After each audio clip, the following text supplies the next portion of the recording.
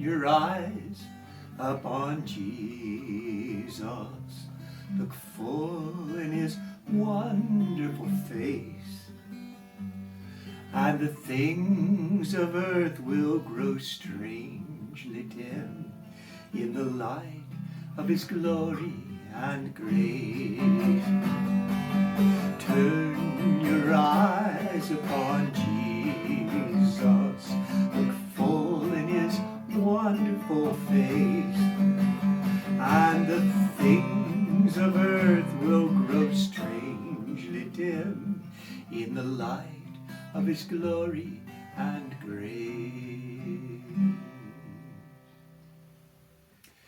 That's just one of a number of songs which entered my mind the last few days, reading, meditating on the scriptures for this week.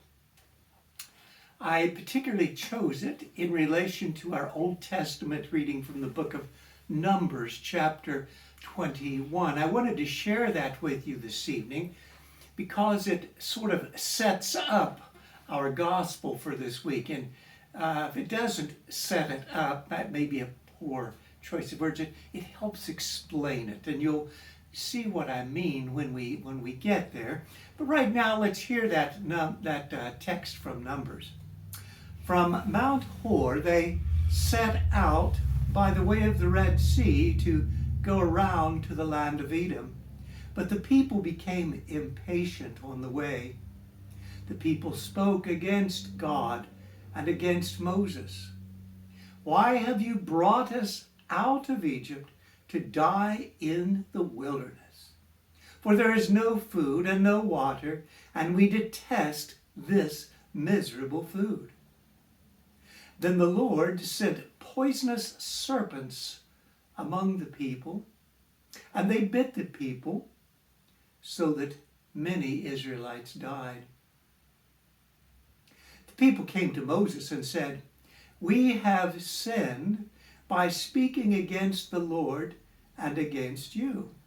Pray to the Lord to take away the serpents from us." So Moses prayed for the people.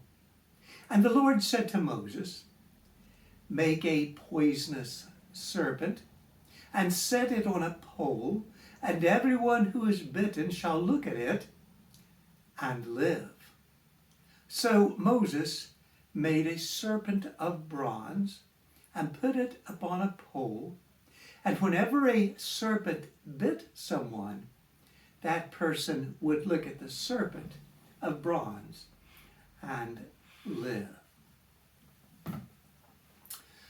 Well, the people of Israel were having a pretty rough time. Such a rough time that they complained against God and Moses.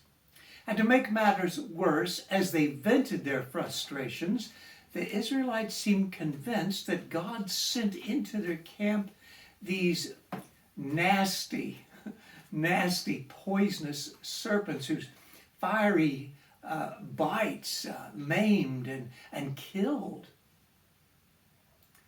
But I want to direct your attention to what God did. God offered a dilemma.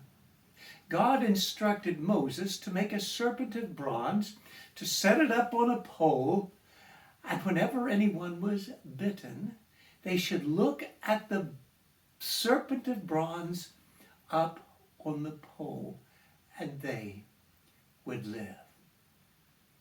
Our story comes more into focus in a few days when we hear our gospel reading for the week from the 3rd chapter of John. And there we might easily be reminded that we too have been bitten, not by the serpents that slither around our feet, but rather the serpents that slither around our hearts and our souls, if you will. The venom is just as poisonous. It maims us. It kills us. You might call that venom selfishness. You might call that venom slowness to forgive. You might call the venom spiritual apathy. You might call the venom sin. But there's good news. And we will hear the good news in the gospel that just as Moses lifted up the serpent in the wilderness, that's what the scripture is going to tell us, just as Moses lifted up the serpent in the wilderness, so must the Son of Man be lifted up, that whosoever looks to him, believes in him, shall not die, but have everlasting life. So what are you looking at? Lent invites us to turn our eyes upon Jesus. And with that, we've sort of come full circle.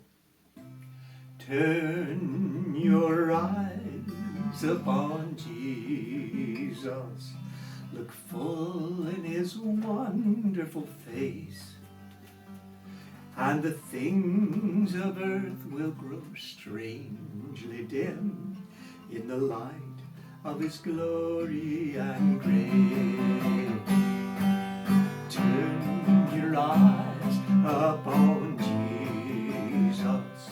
Look full in his wonderful face, and the things of earth will grow strangely dim in the light of his glory and grace.